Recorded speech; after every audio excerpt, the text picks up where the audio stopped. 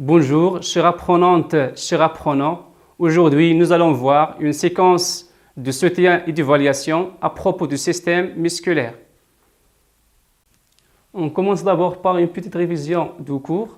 Après, on passe aux exercices de restitution de connaissances et enfin des exercices de raisonnement scientifique et communication graphique et écrite. Lorsqu'on parle de système musculaire, on parle alors des muscles. En général, on a trois types de muscles. Des muscles lisses essentiellement présents au niveau du système digestif, le muscle cardiaque et enfin les muscles squelettiques, qui sont les muscles qui sont attachés aux os de notre squelette. Donc vous avez étudié de simples mouvements, c'est l'extension et la flexion. Donc pendant l'extension, le muscle triceps est contracté et le muscle biceps est relâché. Et pendant la flexion, le muscle biceps est contracté et le muscle triceps est relâché. On parle alors des muscles antagonistes. Les muscles squelettiques ont trois propriétés en général. Premièrement, on a ce qu'on appelle l'excitabilité. Cela veut dire que le muscle réagit à une stimulation efficace. Deuxièmement, c'est la contractilité. Lorsqu'on excite le muscle, il se contracte, ça veut dire qu'il devient gros, court et dur. Et enfin, on a l'élasticité. Cela veut dire que le muscle reprend sa longueur initiale après l'annulation de la force exercée. On passe maintenant à la structure du muscle squelettique. Un muscle squelettique est constitué de nombreuses cellules musculaires plurinucléées, particulièrement longues, appelées fibres musculaires, regroupées sous forme de vaisseaux par un tissu conjonctif vascularisé et riche en fibres. Ici, c'est la même chose. On a une observation microscopique au niveau des fibres musculaires. Comme vous voyez ici, on a plusieurs noyaux et des myofibrilles au niveau de ce cytoplasme. Ces fibres musculaires regroupées en vaisseau pour former le muscle. On passe à la contraction musculaire qui nécessite un influx nerveux moteur. On parle alors de plaque motrice. C'est la zone de jonction synaptique entre un nerf moteur et des fibres musculaires. L'arrivée de l'influx nerveux au niveau de l'arborisation terminale entraîne la libération du neurotransmetteur, à savoir l'acétylcholine. Ces neurotransmetteurs vont migrer et se fixer sur des récepteurs spécifiques au niveau des fibres musculaires. Ils déclenchent ainsi la contraction de ces fibres et donc la contraction du muscle. Pour se contracter, le muscle a besoin de l'énergie. Le muscle utilise le dioxygène et du glucose pour produire de l'énergie qui lui permet de fonctionner, ce qu'on appelle la respiration cellulaire. Mais les muscles peuvent subir des traumatismes. Parmi les dangers menaçant le muscle, on peut citer les déchirures. Ce sont des ruptures partielles ou totales au niveau du muscle dues à un dépassement de l'élasticité des fibres musculaires. La fatigue musculaire est due à l'accumulation des déchets résultant de l'activité musculaire. Et enfin, le crampe, c'est l'incapacité de sang de pénétrer dans le muscle. Et on peut ajouter aussi des produits dopants. Alors, pour préserver notre système musculaire, il faut avoir une alimentation équilibrée, de repos adéquat, de dormir suffisamment et aussi il faut faire des exercices physiques progressifs de façon régulière pour renforcer notre système musculaire. On passe maintenant à la deuxième partie de notre séquence. Les exercices. Premièrement, on va voir les exercices concernant la restitution de connaissances. Après, on passe aux exercices de raisonnement scientifique. Pour la première question, donnez le concept correspondant à chaque définition. La première définition, un tissu composé de cellules plurinucléées capables de se contracter pour réaliser un mouvement. Deuxièmement, l'unité structurale et fonctionnelle du muscle. C'est une cellule longue et plurinucléée. Troisièmement, la capacité d'un muscle de faire une réponse suite à une excitation efficace. Quatrièmement, la zone de contact entre une fibre nerveuse motrice et un ensemble de fibres musculaires?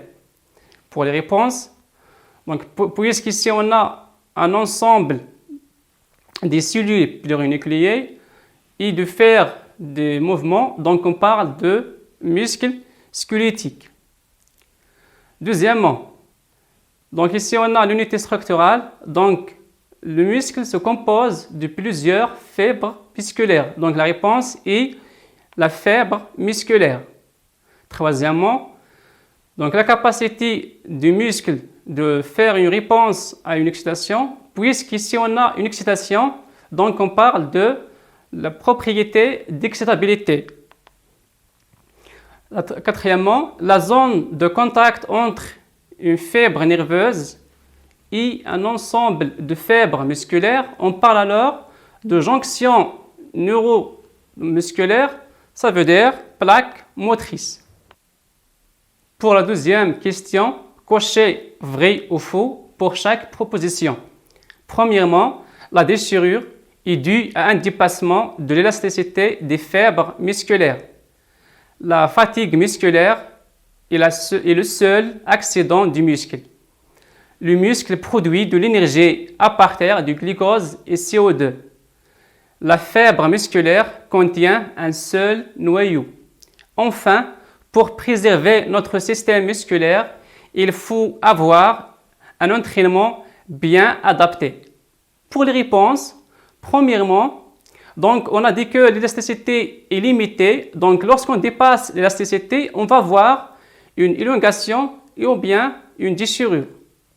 Donc c'est vrai. Pour la deuxième, la fatigue est le seul accident? Non, parce qu'on a plusieurs accidents et plusieurs maladies. Le muscle produit de l'énergie à partir du glucose et du CO2? Non, parce que le muscle produit de l'énergie à partir du glucose et O2. Il sécrète ou bien il donne de CO2 et d'autres déchets. La fibre musculaire contient un seul noyau, c'est faux parce qu'il contient plusieurs noyaux, donc on parle d'une cellule plurinucléée. Pour préserver notre système musculaire, il faut avoir un entraînement bien adapté, donc c'est vrai pour renforcer notre système musculaire. Pour la troisième question, organisez les événements suivants selon l'ordre chronologique. A. La libération d'un médiateur chimique. B. Contraction des fibres musculaires. C. L'arrivée de l'influx nerveux moteur aux terminaisons nerveuses de fibres nerveuses. D. Fixation du médiateur chimique sur des récepteurs spécifiques dans les fibres musculaires. E. Contraction du muscle. Donc ici, vous avez un ensemble des événements. Il faut les classer dès le début, dès le premier événement jusqu'au dernier événement. Pour les réponses, le premier événement, c'est C. C'est l'arrivée de l'influx nerveux dans le synapse entre le nerf moteur et les fibres musculaires. Deuxièmement, c'est A. C'est la libération d'un médiateur chimique. Après, c'est D. C'est la fixation de ces neurotransmetteurs bien médiateurs chimiques sur les récepteurs spécifiques au niveau des fibres musculaires. Après, on va voir c'est B, c'est la contraction de ces fibres musculaires. Et enfin, c'est E, c'est la contraction du muscle. La question 4, annotez le schéma suivant. Donc ici, vous avez un schéma concernant la structure du muscle squelettique. Donc ici, vous avez 4 numéros. 1, 2, 3, 4. C'est à vous de donner le mot correspondant à chaque numéro. Premièrement ici, il concerne la fibre musculaire. C'est l'unité structurale et fonctionnelle du muscle. Donc ces fibres musculaires sont regroupées sous forme des vaisseaux musculaires. C'est le numéro 2, vaisseau de fibres musculaires. Ces fibres sont entourées d'un tissu conjonctif. C'est le numéro 3. Et enfin 4, c'est le tendon qui permet d'attacher le muscle avec les os. On passe maintenant aux exercices de raisonnement scientifique et communication graphique et écrite. Premier exercice, lorsqu'un footballeur lance le ballon, sa jambe subit une succession de mouvements de flexion et d'extension au niveau de toutes les articulations. Les schémas suivants représentent l'extension numéro 1 et la flexion de pied numéro 2. Donc ici, vous avez deux types des muscles, jambiers et solaires. Premièrement, c'est à vous de remplir le tableau suivant. Pendant l'extension, quel est le muscle contracté et le muscle relâché? Même question pour la flexion. Deuxièmement, que remarque-t-on? Troisièmement, comment appelle-t-on ces deux muscles? Pour les réponses, donc pendant l'extension, donc on a le muscle contracté, c'est solaire, et le muscle relâché, c'est jambier. Et pendant la flexion, le muscle contracté, c'est le jambier, et le muscle relâché, c'est solaire. Donc, lorsque l'un des muscles est contracté, l'autre est relâché. Donc, pour la réponse de la deuxième question, on remarque ici, lorsque l'un des muscles est contracté, l'autre est relâché. Troisièmement, comment appelle-t-on ces deux muscles? Puisque l'un est contracté, l'autre est relâché, on parle alors des muscles antagonistes. Donc, on passe à la deuxième partie du même exercice. Pour connaître la source de l'énergie indispensable à la contraction des muscles, on propose les données du tableau. Le glucose consommé en milligrammes, donc pendant le repos, le muscle consomme 3 mg. Pendant l'activité, il consomme 10 mg.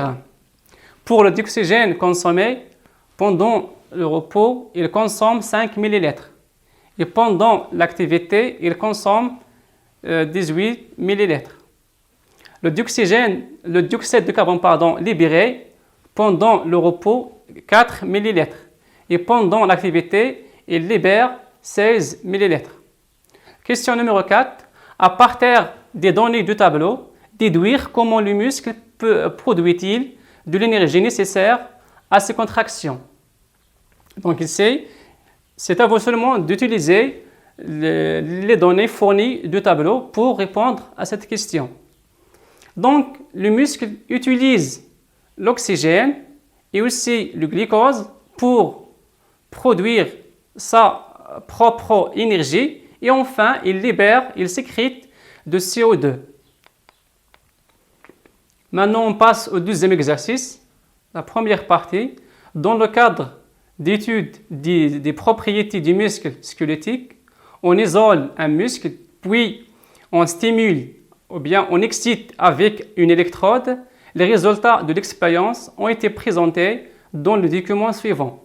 Donc ici, vous avez du muscle, donc deux états, 1 et 2. 1, ces muscles sans aucune stimulation. Après 2, c'est après stimulation. Question 1. Indiquez le type de la stimulation utilisée dans cette expérience. Deuxièmement, décrire un muscle contracté. Troisièmement, déduire les deux propriétés issues de cette expérience. Donc, pour répondre, donc ici, c'est à vous de comparer les deux états du muscle avant d'exciter, après l'excitation. Donc, ici, on a utilisé une électrode pour l'exciter. Donc, on parle de stimulation électrique. Pour décrire un muscle contracté, donc après l'excitation, vous voyez ici, donc le muscle, il devient court, gros et dur. Donc, les deux propriétés issues de cette expérience, c'est que le muscle réagit à une stimulation et aussi il se contracte. Donc, on a deux deux propriétés. C'est la propriété d'excitabilité et la propriété de contractilité. On passe maintenant à la deuxième partie pour étudier une autre propriété des muscles. Une série d'expériences a été réalisée. Les résultats de l'expérience ont été présentés dans le tableau suivant. Donc ici, on fixe l'un des tendons du muscle. Après, on accroche des masses dans l'autre tendon. Et on mesure l'étirement musculaire en millimètres. Donc pour une masse de 5 grammes, on a l'étirement de 5 mm. Après le retrait de la masse, le muscle reprend sa longueur initiale. Pour la masse de 10 grammes, donc l'étirement est 7 mm. Pour 20 grammes, on a l'étirement de 10 mm. Toujours, le muscle reprend sa longueur initiale. Pour 30 grammes, l'étirement musculaire est 11,5 mm. Et aussi, le muscle reprend sa longueur initiale. Mais après d'utiliser la masse de 60 grammes, l'étirement devient 13 mm et le muscle ne reprend pas sa longueur initiale. La première question, décrire la variation de la longueur du muscle dans le cas d'utilisation d'une masse entre 5 et 30 grammes. Question 2, déduire la propriété du muscle mise en évidence par ces expériences. Pour la réponse, comme vous voyez ici, donc plus que la masse augmente, l'étirement ici augmente. Donc la longueur de masse augmente relativement avec l'augmentation de la masse appliquée. Quand la masse utilisée est annulée, le muscle revient à sa longueur initiale. Pour la deuxième question, donc, puisque le muscle reprend sa longueur initiale, on parle alors de la propriété d'élasticité. Troisième question, expliquer l'état du muscle après l'enlèvement ou bien après le retrait de la masse de 60 grammes. Donc, comme vous voyez ici dans le tableau, donc, après l'enlèvement de cette masse, le muscle ne reprend pas sa longueur initiale. Donc, le muscle ne récupère pas sa longueur initiale, même si la masse appliquée est annulée, car ses constituants ont été détruits et a perdu son élasticité. Donc, la question numéro 4, que déduisez-vous à propos de cette propriété? Ça veut dire que cette élasticité est limitée. Donc, après, lorsqu'on dépasse l'élasticité, donc le muscle ne reprend pas sa longueur initiale. Ainsi prend fin cette séquence de soutien et d'évaluation. Chers apprenantes, chers apprenants, bon courage et à bientôt.